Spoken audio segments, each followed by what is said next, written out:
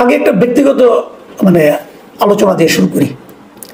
ব্যক্তিগত আলোচনা এরকম যে আজকে আমার এলাকার আমার এক ছোট ভাই মোটামুটি ভালো জায়গায় আছেন, উনি আমাকে ফোন করেছিলেন। ফোন করে জানালেন যে ওনার বড় ভাই শিক্ষা মন্ত্রণালয় এবং শিক্ষা বিভাগের একটা গুরুত্বপূর্ণ পদে গিয়েছেন।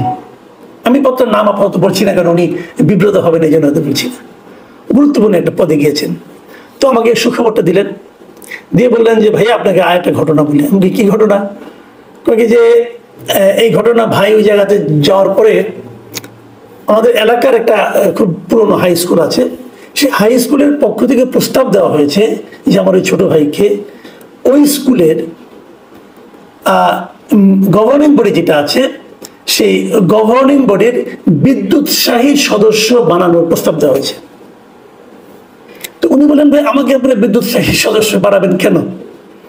আমি তো এই স্কুলে কোনো ডোনেশনও দেইনি, এই স্কুলের জন্য বিশেষ কোনো অবদান রেখেছি সেরকম না, আমাকে আপনি কেন বানাবেন? ওই না আপনার তো ভালো ভূমিকা আছে, তাছাড়া আপনার ভাই একটা ভালো জায়গায় আছে। তো বোঝার বাকি থাকলো না যে ওনাকে বিদ্যুৎসাহী সদস্য বানাতে পারলে এই স্কুলের কিছু কিছু প্রবলেম নিয়ে হয়তো ওনার ভাইয়ের কাছে যাওয়া যাবে এবং সেই কাজটা আদায় করে নিয়ে আসা যাবে। এই হলো বিদ্যুৎসাহী সদস্য বানানোর ওনাকে উদ্যোগ। তো এটা শুনে আমার কাছে আবার আজকে আরেকটা খবর দেখলাম যে আমাদের সেখানে এরকম হয় যে আপনার যদি কোনো ভাই অথবা আত্মীয় কোনো গুরুত্বপূর্ণ জায়গায় যায় তখন সমাজে আপনার গুরুত্ব বেড়ে যায়, সবাই আপনাকে নিয়ে টানাটানি করে এবং আপনাকে কোনো একটা দায়িত্বে একটা পদে বসাতে চায়, যাতে নাকি যে প্রতিষ্ঠানের পদে আপনি বসবেন সেই প্রতিষ্ঠানের উন্নয়ন কর্মকাণ্ডে সেই প্রতিষ্ঠানের বিকশিত করার জন্য আপনি আপনার সেই গুরুত্বপূর্ণ পদে থাকা আত্মীয়র কাছে ওদেরকে নিয়ে যেতে পারবেন। এই ধরনের প্রজেক্ট আমাদের এখানে অহরহ চলে। তো এই প্রসঙ্গে আমি বললাম কেন সে কথাটা বলি। আজকে আরেকটা জিনিস দেখলাম যে আমাদের এই যে সমন্বয় মানে ছাত্র সমন্বয়ক যারা এবং তারপরে যেটা পার্টি করছে এনসিপির, সেই এনসিপির একজন গুরুত্বপূর্ণ নেতা যাকে নিয়ে গত কয়েকদিন ধরে বেশি আলোচনা হচ্ছিল, আব্দুল হান্নান মাসুদ। ওনার যে পিতা তার নাম হলো আব্দুল মালেক, আমিরুল ইসলাম মোহাম্মদ আব্দুল মালেক ওনার পিতার নাম। এই ওনার পিতাকে ওই এলাকার একটা বড় মাদ্রাসায় বিদ্যুৎসাহী সদস্য বানানো হয়েছে। এখন ওনার পিতাকে বিদ্যুৎসাহী সদস্য হওয়ার যোগ্য না, এটা নিয়ে আমাকে নিউজ করতে হচ্ছে কেন? এটা নিয়ে নিউজ করতে হচ্ছে এই কারণে যে এই আব্দুল হান্নান মাসুদ নিজেই বলেছিলেন এই যে তার পিতা একটা এরকম মাদ্রাসার সহকারী শিক্ষক ছিলেন, তারপর সম্প্রতি তিনি অবসরে গিয়েছেন এবং অবসরে যাওয়ার পর তিনি মানে আপনার পেনশনের টাকাটা তুলতে পারেন না উৎকোচ দিতে হবে বলে, তাদের ঘর খুবই জরাজীর্ণ। তার মানে অর্থনৈতিকভাবে তারা এলাকার সবচেয়ে মানে অসচ্ছল পরিবারগুলির মধ্যে একজন। তাহলে সেই অসচ্ছল পরিবারের যে ব্যক্তি, তারা ভাই কয়েক ভাই চার ভাই, তার ভাইয়েরা ঠিক মতো পড়াশোনা করতে পারে না, টিউশনি করতে হয়েছে। এই যে ঘটনাগুলো, এই যে কথাগুলো উনি বলেছেন, এগুলি বলার মাধ্যমে কিন্তু উনি মানুষের কাছে বড় হয়েছেন। মানুষ ভেবেছে যে না ঠিক আছে, এখন অনেক স্ট্রাগল করে এই জায়গায় আসছে এবং এই যে স্ট্রাগল করে আসা এটাকে মানুষ কিন্তু অনার করেছে। আসলে এই ঘটনা থেকে এই বিষয়টা স্পষ্ট যে আমি কিন্তু এখানে হান্নান মাসুদকে খুব একটা দোষ দিই না, দিই নাই কারণে উনি নিশ্চয়ই করতে বলেননি, আর যদি বলেও থাকেন তাই বা ওনারা করবেন কেন, এটা একটা দিক। আর দ্বিতীয় দিকটা হলো স্কুল কর্তৃপক্ষই বা কেন করতে চাচ্ছেন ওনার পিতাকে এই বিদ্যুৎসাহী সদস্য? কারণ একটাই, ওনারা ভেবেছেন হান্নান মাসুদ এই মুহূর্তে গুরুত্বপূর্ণ ব্যক্তি। এই মাদ্রাসার পক্ষ থেকে ওনারা যদি কখনো উপরের দিকে যান, যদি হান্নান মাসুদের রেফারেন্স নিয়ে যান অথবা হান্নান মাসুদের পিতাকে নিয়ে যান তাহলে হয়তো কাজ হতে পারে। মানে এই যে মানসিকতাটা, আমি কিন্তু এই মানসিকতাটা সমালোচনা করছি। এই মানসিকতাটা কেন গড়ে উঠেছে, কেন গড়ে উঠে, মানুষ কেন ভাবে একজন গুরুত্বপূর্ণ লোক তার বাবাকে যদি আমি ইউজ করতে পারি, যে কথাটা নাকি আমরা শুনেছিলাম আসিফ মাহমুদ সজীব ভুঁইয়া বলেছিলেন যে সহজে কাজ পাওয়ার জন্য ঠিকাদাররা তার বাবাকে নিয়ে এই লাইসেন্স করিয়েছিল, মানে তার বাবাকে সামনে রেখে ঠিকাদাররা পেছন থেকে কাজটা পাওয়ার উদ্যোগ নিয়েছিল। আসিফ মাহমুদ সজীব ভুঁইয়া সেজন্য ক্ষমা চেয়েছিলেন। কার জন্য ক্ষমা চেয়েছিলেন? বাবার হয়ে ক্ষমা চেয়েছিলেন। কিন্তু যে ঠিকাদার এই কাজটা করেছিল তার বিরুদ্ধে কোনো অ্যাকশন নিয়েছিলেন? নেননি। সমস্যাটা কিন্তু ঠিকাদারের। তারা যদি আগ্রহী হয়ে না আসতো, আসিফ মাহমুদের বাবা নিশ্চয়ই বলতো না যে কোন কোন ঠিকাদার আমার কাছে আসবা, আসো আমি তোমাদের নিয়ে যাই। ঠিকাদাররাই ওনাকে প্রথম লোভ দেখিয়েছিল, উনি লোভে পা দিয়েছিলেন। এই তো ঘটনাটা ঘটেছিল। তো এখানেও মালিক সাহেব কি করেন, বিদ্যুৎ সেই সদস্য হলেন, হতে পারেন উনি হয়তো ভেবেছেন যে ঠিক আছে আমি মাদ্রাসা সারা জীবন চাকরি করেছি, দিয়ে এর জন্য কিছু করতে পারি, এটা একটা মানসিকতা হতে পারে। কিন্তু আমার তার চেয়ে বড় প্রশ্ন হলো এই মানসিকতার পেছনে যে চিন্তাটা কাজ করেছে সেই চিন্তাটা তো অনৈতিক। একটা মাদ্রাসা ততটুকু অনুদান পাবে, ততটুকু সুরক্ষা পাবে যা নাকি তা পাওয়ার যোগ্য। তার জন্য একজন লোক এরকম ক্ষমতাবান ব্যক্তির পিতাকে বিদ্যুৎসাহী সদস্য বানাতে হবে কেন?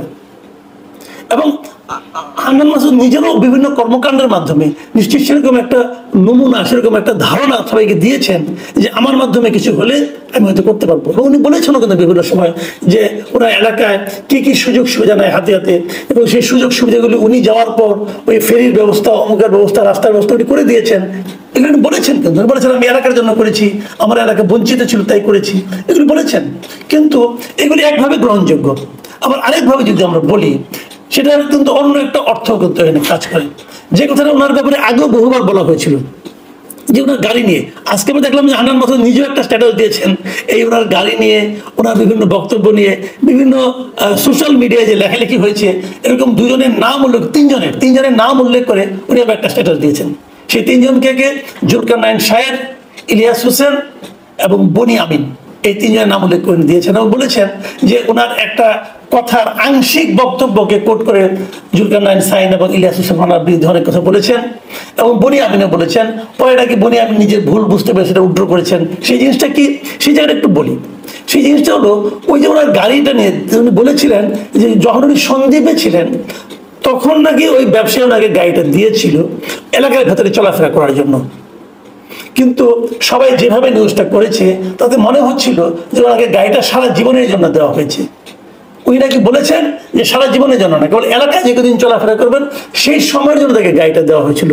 এটা যদি সত্য হয়ে থাকে, এটা যদি বলে থাকেন ঠিক আছে, আমার এতে কোনো আপত্তি নাই। কিন্তু তারপরে আমার প্রশ্ন, আপনি এলাকার ভেতরে চলাফেরা করার জন্য নিজের নিরাপত্তার অজুহাতে কেউ আপনাকে যদি গাড়ি দিতে চায় সেটাও আপনি নেবেন কেন?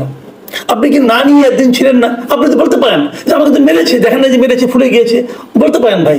তারপরও আপনার কিন্তু এলাকার মানুষের কাছেই থাকতে হতো।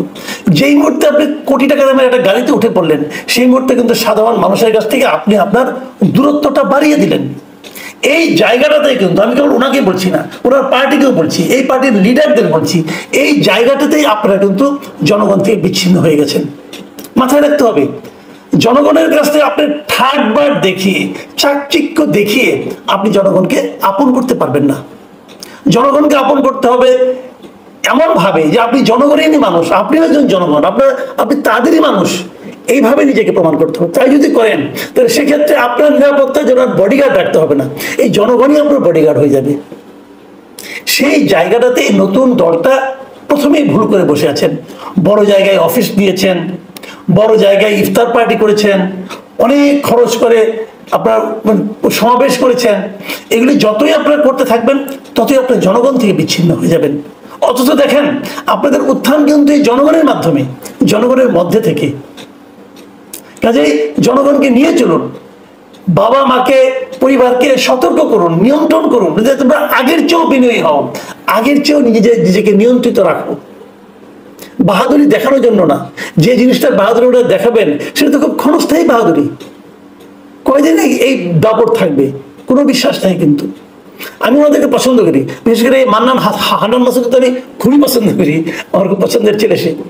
তো আমি হান্নান মাসুদকে ব্যক্তিগতভাবে বলবো, আপনার ফ্যামিলিকে, আপনার বাবা মাকে বোঝান যে জনগণকে পেতে হলে থার্ড বার দেখানোর কোনো প্রয়োজন নাই। কেউ কিছু দিতে চাইলেও এখন আর নেওয়া ঠিক হবে না, উপহার দিতে চাইলেও নিয়েন না, এই উপহারে আপনার পেট ভরবে না, মাঝখান থেকে বদনামটা হবে। রাজনীতি করতে আসছেন, বড় পিচ্ছিল এই পথ, রাজনীতির পথ, সেই পিচ্ছিল পথে সাবধানে হাঁটতে হবে। সেদিন একটা ছবি দেখলাম ফেসবুকেই, কেউ দেখিয়েছে যে হান্নান মাসুদের বাড়ির সামনে যাওয়ার জন্য এত কাদা, সেখানে ইট বিছিয়ে 2-3টা করে ইট, একটা আমরা গ্রামে করতাম, আমরা বর্ষাকালে 2টো ইট বিছাতাম, আবার এক কদম পরে আরো 2টা ইট বিছাতে হেবে ইটের পা রেখে রেখে যাইতাম। তো ওইরকম ভাবে ইট বিছানো হয়েছে কেন? এই পিচ্ছিল পথটাকে যাতে নাকি ওই রাস্তায় যেতে যেতে যাতে নাকি পিছলে পড়ে না যান। তো বাড়িতে যাওয়ার সময় যদি পিছলে পড়ে যাওয়া থেকে সতর্ক থাকতে পারেন, রাজনীতির পথেও আপনি সেরকম সতর্কই থাকতে হবে। প্রিয় দর্শক, এখন